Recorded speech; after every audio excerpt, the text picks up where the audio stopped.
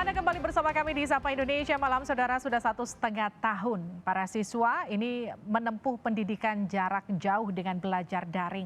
Rencananya per Juli besok, para siswa ini akan kembali bersekolah, melakukan sekolah tatap muka. Tapi yang jadi pertanyaan, sudah siap atau belum? Ini sudah bersama kami, di sini akan melanjutkan perbincangan. Ada Ketua Komisi 10 DPR, Pak Saiful Huda, dan juga dari Sekjen Federasi Serikat Guru Indonesia atau FSGI, Pak Heru Purnomo, dan juga ada PLT Kepala Biro Kerjasama Hubungan Masyarakat Kemendikbudristek, Pak Hendarman. Saya ke Pak Hendarman dulu. Pak Hendarman, kalau tadi kan kita sudah membahas sedikit, ada yang mungkin nanti orang tuanya setuju, ada juga yang tidak setuju. Kalau tadi Anda juga sempat katakan kembali lagi ke kesiapan sekolah dan juga izin dari orang tuanya, apakah berkenan anaknya kemudian menempuh pendidikan tatap muka. Bagaimana menengahi ini nanti ketika mayoritas sekolah ada yang kemudian setuju, ada juga yang tidak setuju. Jalan tengahnya seperti apa? Mbak Liviana, dalam pembelajaran tatap muka ini Mbak Liviana, itu ada beberapa faktor ya Mbak Liviana ya. Itu termasuk kita juga mengharapkan vaksinasi perlu dilakukan terhadap guru dan tenaga kependidikan. Kenapa kita perlukan untuk guru dan tenaga kependidikan? Karena beberapa riset juga dari WHO ya, itu mengatakan bahwa kelompok guru-guru kita yang usia 31 sampai 59 tahun dan di atas 60 tahun ini memiliki kerentanan yang sangat tinggi, Mbak. Jadi ini yang kita perlu lakukan, itu salah satu faktor ya. Dan kemudian kalau memang ini sudah dilakukan, ini akan memberikan juga kepercayaan diri kepada orang tua, Mbak Liviana. Ya, jadi tadi keraguan-raguan dia itu paling tidak, karena dari yang kita khawatirkan kan si guru dan tenaga kependidikan ini. Karena kalau anak-anak itu relatif itu rentannya lebih rendah, ya. Artinya kemampuan mereka itu, Mbak, untuk mereka bertahan itu lebih bagus dibandingkan si guru. Nah, inilah sebabnya menjadi faktor. Dan itu caranya kita untuk memastikan bahwa orang tua itu dia akan mau memberikan izin. Nah, dalam hal nanti Mbak, tadi disampaikan juga oleh Pak Saiful Huda, sudah jelas sekali. Kita tidak bisa memaksakan Mbak Liviana. Kita tidak bisa memaksakan. Kalau orang tuanya tidak berkenan, ya kita kan sudah pernah menjalankan ini. Ya, menjalankan selama ini juga kebanyakan adalah PJJ kan. Jadi orang tua itu mau tidak mau dia kalau dia sudah memutuskan itu satu paket dengan konsekuensinya dia.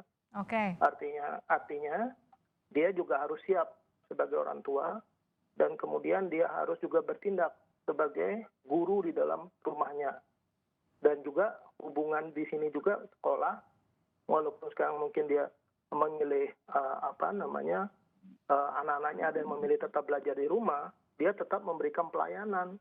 Seperti halnya mereka yang masuk di satuan pendidikan atau di sekolah. Baik, Pak Hendarman, sebelum saya melempar ke Pak Heru, adakah Kemendikbudristek ini punya data seberapa besar sih kita, para siswa kita mengalami lost learning akibat PJJ ini sudah 1,5 tahun, seberapa besar angkanya, supaya kemudian para orang tua siswa bisa juga memperhitungkan ini?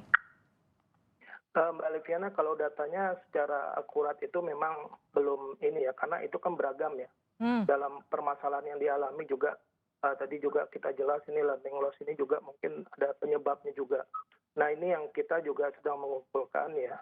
Tapi juga ini dibalik hal yang kita khawatirkan, ternyata cukup banyak juga kepala sekolah atau daerah ya, yang sudah memulainya itu bahkan sebelum ada ketetapan ini. Baik. Jadi, nah ini yang kemudian kita harus menjadi optimis juga ya, bahwa ini akan bisa dilakukan. Artinya ada sekolah yang sudah berhasil melakukan pendidikan tatap muka begitu ya, kenapa sekolah lain juga kemudian tidak bisa melakukan hal yang sama? Pak Heru, silakan jawab. Ya, siap. Begini Mbak, tadi Pak Darman kan ada dua hal itu, learning loss potensinya, yang kedua mengenai vaksinasi guru. Nah, kalau ingin memberikan pemahaman ini, kebetulan saya orang lapangan, Sekjen FSGI sebagai kepala sekolah SMP negeri di Jakarta Timur. Kalau seandainya mengurai ini agak sedikit panjang, Mbak. Mau yang mana dulu ini, Mbak? Singkat saja, Pak. Durasi kita terbatas. Oke. Kalau melihat learning loss seperti itu, efek dari PJJ seperti ini, kelas 7 yang hari ini masih berjalan, ketika nanti di bulan Agustus, September, Oktober itu kelas 8, kemudian mereka akan AKN. Tentunya mereka literasi, numerasi belum menguasai dan tentunya akan hasilnya luar biasa, nggak bisa dibayangkan. Begitu juga yang SMA kelas 10 hari ini, nanti kelas 11 ketika mereka itu menghadapi asesmen nasional itu juga potensinya sama.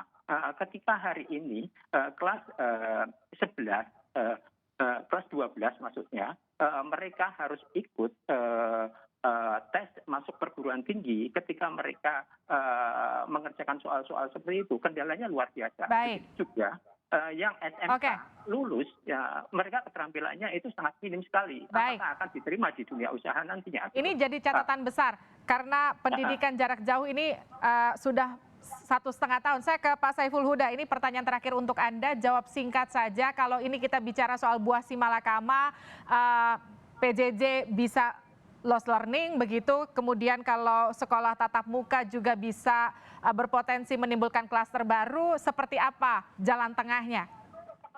Singkat saja. Jalan tengahnya ini sudah baik menurut saya, blended system harus tetap dijalankan, tatap muka terbatas berjalan, dan kemudian PJJ tetap berjalan. Ini yang terbaik hari ini, karena jujur diakui Mbak Liviana, learning loss itu terjadi. Hasil survei PJJ kita hanya efektif 30%, 40%. Baik. Itu yang lalu terjadi learning loss.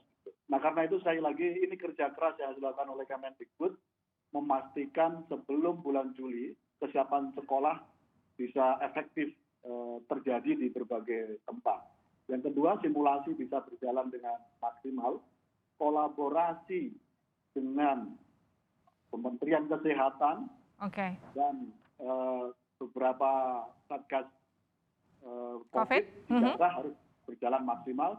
Mappingnya jelas mana sekolah yang sudah siap, mana yang belum. Baik. Yang belum diintervensi langsung oleh Kemendikbud. Mappingnya harus jelas, sudah harus mulai simulasi dan juga kesiapannya. Kalau tadi Pak Heru bilang ada siap siswa, siap pengajar dan juga siap sarana. Ini yang kemudian harus jadi perhatian utama. Dan juga tentu orang tuanya harus siap. Dan juga nanti menyiapkan anak-anaknya ketika harus sekolah tatap muka nanti bulan Juli nanti jika sudah siap semua prasarana dan juga protokol kesehatannya. Terima kasih narasumber saya pada malam hari ini telah bergabung. Ada Ketua Komisi 10 DPR Pak Saiful Huda, ada Sekjen Federasi Serikat Guru Indonesia Pak Heru Purnomo dan juga PLT Kepala Biro Kerjasama dan Hubungan Masyarakat Kemendikbudristek Pak Hendarman. Terima kasih Bapak-Bapak semuanya. Perbincangan tadi sekaligus menutup perjumpaan kita di Sapa Indonesia Malam. Saya Liviana Charlisa, sampai ketemu lagi besok.